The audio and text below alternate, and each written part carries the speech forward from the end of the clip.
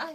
Hi, nice to meet you. My name is Claire. Nice to meet you. I'm so concerned I don't think my child's growing, and I want to make sure that this disease, I mean, I know it's lifelong, but my child has to grow. Right, so you're concerned about what she can eat and what she can't eat. Yes, I don't want to feed her the wrong thing, and it doesn't seem like she's getting enough of what she needs. So I don't know, should I weigh her every day? How am I going to make sure she's okay? Well, I see here in your 24-hour recall that she does eat a pretty good diet, but you know you're going to have to limit some things with her newly diagnosed condition. So it just doesn't make sense. I mean, we don't have anything like this in our family, and it just is so unfortunate. I'm hoping that maybe they'll find a cure for this. Okay, so things like this milk that she normally drinks, I see that she drinks like 3 times a day.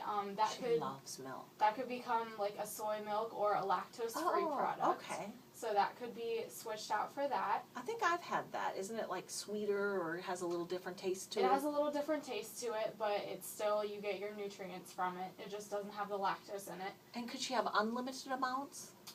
Well, you would still want to follow the general guidelines of, you know, she has about 3 glasses of milk a day, which would still be okay. You could just substitute it for the regular? For the soy milk, yeah. Okay. So then also you have like your Nutri-Grain bar.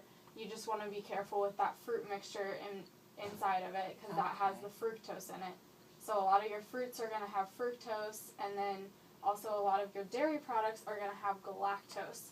So I have this handout for you. Thank you. It has just a general introduction about carbohydrates, and then some things that are low in the sugar. So the main things you're going to want to avoid are the galactose and the lactose and fructose. And is that going to be listed on the label? Yes, if you look on the ingredient label, it should list all of that on there. And that'll be my guide. If it's anywhere on the label or if it's at the top, should I worry about it? You should be aware if it is on there. I know some small amounts sometimes may be tolerable by your daughter, but you want to go based on her reaction to that. Okay. So then also there's a list of different sugars that are allowed. Oh, that's perfect. A lot of those are the sugar substitutes, like the sweet and low sugars and the equal and NutraSweet. So those are like the little blue and the little pink packets that you see. I actually use those. Now, is there ever a concern of getting too much of those, or is there unlimited amounts that I can have her do? Well, you don't want to do unlimited amounts. You still want to stick to the approximately less than 25 grams of sugar per day. So you don't want to overload her on sugar, even if it is a sugar substitute. Even if it's artificial? Yes. So then things like the fructose, which is naturally found in fruit, you want to avoid that as much as possible. Same with the galactose in milk. And then also things like high fructose corn syrup. And then I see a lot of companies are now getting rid of that. So is that because a lot of people have glycogen storage disease, or is that because they just don't like the taste? I think the reason they are possibly getting rid of it is not because of specifically this one diagnosis, but there are a lot of different factors, including like diabetes and other diseases that people are being diagnosed with. Yes. Okay. So then you have fruits, like I said. So vegetables are going to be very low in sugar. So that's something that she could do more of? Okay. So you can do more vegetables, and then those will provide some of her vitamins as well. And then with milk and dairy. You mentioned the soy. Oh, yeah, they said silk. So it'll say soy milk, and yeah, there's the Silk, and there's Eden Soy or West Soy, are a couple different brands. That's helpful. Yes. And then you can do rice milk as well. You do want to be aware of how much sugar is in the soy milk, though. Oh, okay. What's the number that I should look for? I'm not 100% sure on the number. I could look that up for you, though. Oh, okay, that'd be great. Okay. And then, if it does have added sugar in it, you do want to be careful of what type of sugar is added into it. It would have to be one of those sugar substitutes. Oh, okay. So either get it plain or with the sugar substitutes. Yes. Okay. Yes. And then meats are going to be very low in sugar, so those would be a good source. But be careful of the way you're cooking it. So you want to do like broiling, baking, low-fat methods like that, not frying. And is that related to glycogen, or why would that be? That would be related to the fat content. So you're not supposed to have a whole bunch of fat in the diet. Oh, okay. So Does that alter your glycogen?